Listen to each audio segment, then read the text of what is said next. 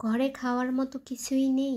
বাচ্চাদের টিফিনে বা সন্ধ্যার নাস্তায় কি দিবেন ভাবছেন? ঘরে যদি 1 কাপ ভাত থাকে তাহলে আপনার বাচ্চার মনের মতো একটা নাস্তা আপনি সহজেই বানিয়ে দিতে পারবেন।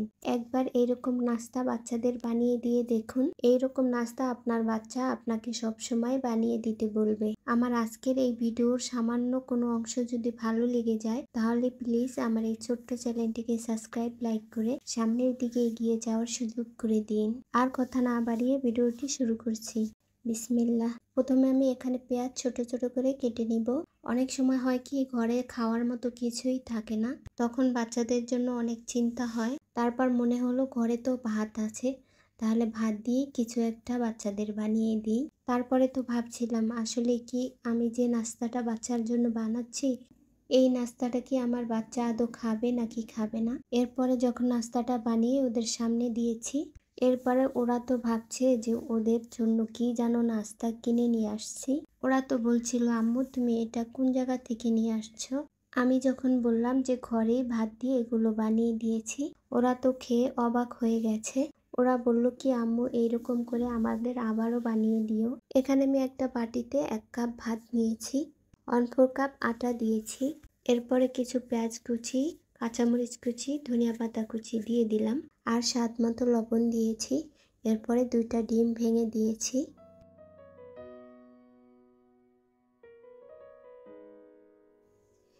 এরপরে রান্না করা মাংস আর একটু কলিজা আমি ফ্রিজে রেখে দিয়েছিলাম, সেটাকেই ছোট করে চিড়ে দিয়ে দিয়েছি।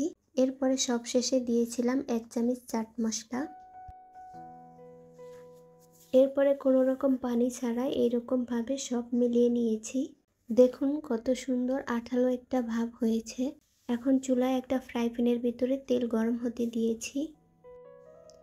এরপরে তেলটা যখন গরম হয়ে গেছে, এরপরে আমি ওই যে ভাত মাখাগুলো দিয়ে দিলাম। এরপরে একটা চামচের সাহায্যে আমি গোল করে ছড়িয়ে দিলাম। এরপরে চুলার জালটাকে কমিয়ে দিয়ে উল্টিয়ে পাল্টিয়ে ভেজে নিব।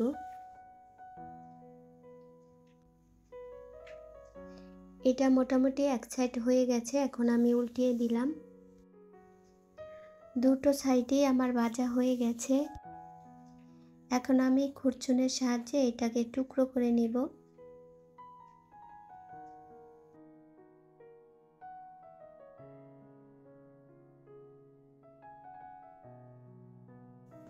টুকরো করা হয়ে গেছে, এখন আমি প্লেটে নিয়ে নিব।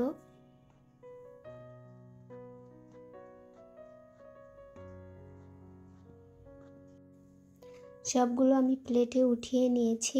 আর দেখুন মাশাআল্লাহ দেখতেও কিন্তু অনেক সুন্দর লাগছে। এখন আমি সসের 2টা পাতা আমি ছিঁড়ে প্লেটের সাইডে দিয়ে দিলাম। আপনাদের একটু ছিঁড়ে দেখিয়ে দিয়েছি। আমার বাচ্চারা ভাত দিয়ে এইরকম নাস্তা বানিয়ে দেওয়ার পরে যখন খেয়ে মজা পেয়েছে, এরপর থেকে প্রায় সময় আমাকে এই নাস্তাটা বানিয়ে দিতে বলে আর আমি প্রায় সময় এটা বানিয়ে দিই। আমার মেয়ের টিফিন বক্সটা আমি সাজিয়ে দিলাম। যদি মাংস না থাকে শুধুমাত্র ডিম দিয়েও খেতে ভালো লাগে। আমার আজকের এই ভিডিওর কোনো অংশ যদি ভালো লেগে যায় তাহলে প্লিজ আমার এই ছোট্ট চ্যানেলটিকে সাবস্ক্রাইব, লাইক করে সামনের দিকে এগিয়ে যাওয়ার সুযোগ করে দিন। সবাইকে ধন্যবাদ। আসসালামু আলাইকুম।